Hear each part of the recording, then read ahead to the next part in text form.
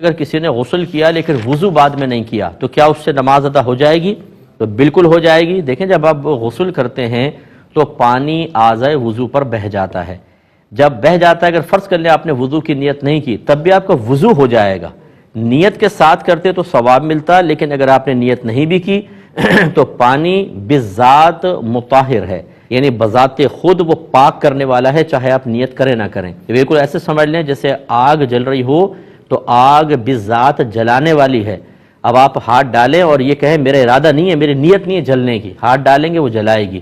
اسی طرح پانی میں اگر آپ یہ ارادہ کر لینا میں طہارت نہیں کرنا چاہتا تب بھی وہ آپ کو پاک کرے گا۔ وَأَنزَلْنَا مِنَ السَّمَاءِ مَاءً طَهُورًا، اللہ تعالیٰ فرماتا ہے ہم نے آسمان سے پاک کرنے والا پانی نازل فرمایا۔ تو جب کوئی غسل کرتا ہے نیت ہو نہ ہو اس کو وضو بھی ساتھ ہو جاتا ہے، جب ہو جاتا ہے تو وہ اسی سے نماز بھی ادا کر سکتا ہے، لیکن اگر وضو کی نیت نہیں کی ہوگی ثواب نہیں ملے گا، وضو ہو جائے گا۔